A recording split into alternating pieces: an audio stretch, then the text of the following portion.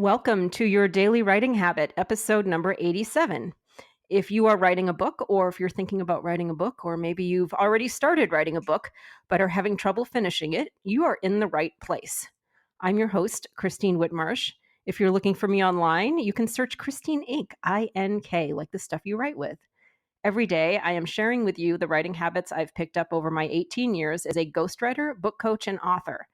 I have found that three types of habits in particular can have a huge impact on your success as an author: writing fundamentals, productivity, and mindset. And here is today's inspirational quote about writing. We write to taste life twice, in the moment and in retrospect. Nice and in.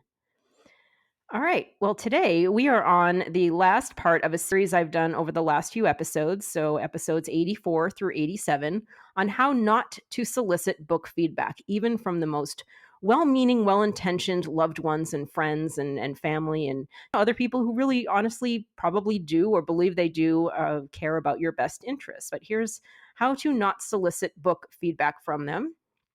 We're really making the distinction between constructive writing feedback and distractions that might, unfortunately, as an author, especially as a first-time author, send you down needlessly down rabbit holes and all kinds of confusion as you try to very dutifully, as the good people that we are, implement every single piece of feedback that everybody gets to you, especially if you, God forbid, posted your chapter on Facebook and now you have 1,000 different points of direction that you're trying to apply. This could make your book project painful and quite messy.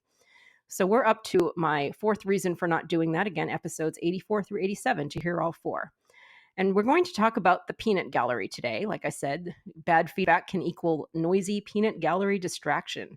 So imagine, like I said, if on a grand scale, if maybe you have posted, a chapter that's very rough and very in progress on Facebook or social media, and now you have all these people, all these friends and family and, people in your network, they're all chiming in with their 2 cents.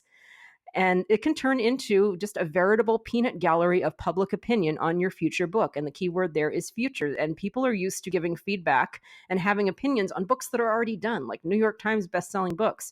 So if you're sharing a rough draft chapter of your book in progress, imagine what a different reading experience that is for them. And their feedback will most likely reflect the difference in that.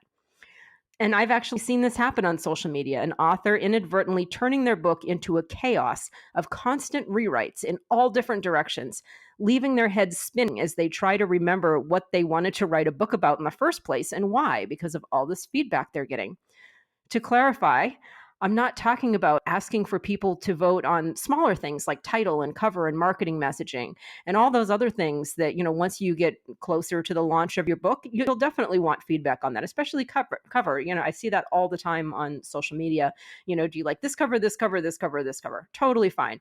I'm talking about super early in the process of writing your book, when you were still crafting the vision and the architecture and the foundational ideas of your emerging book. If you put those up for peanut gallery feedback, you could really have yourself turned around and confused. And again, the process of writing the book could be very confusing and very painful very quickly. Because think of writing a book like creating a painting. At the very beginning, as you're adding the broad strokes and allowing your vision to unfold on its own, what if you invited 50 people into the room, gave them each a paintbrush, and allowed them to add little details of what they think your painting should be? How well do you think that painting would turn out? And that's really, it's really just very blunt here. That's kind of what you're doing. If you're at the beginning of a book project and you're asking people what it should be about and which direction and what should I include, and then taking it all very literally, you're giving each of those people a pen and letting them edit a book that hasn't been written yet. So I would say be very careful about who you invite into the very sacred process of writing your book at the beginning. And if you need some additional help on this, I know I could be kind of like leaving you out in left field here if you don't have anybody to ask for help. I have other strategies that you can use so that you can get feedback and guidance early in the book process. So please visit me at christine-ink.com. I'd be happy to help you out. Thank you for joining me here on Your Daily Writing Habit, where my goal is to help you write and finish writing an awesome book. And if you know someone else who wants to do the same, please help them out and share this with them. Thank you very much. And until tomorrow, happy writing.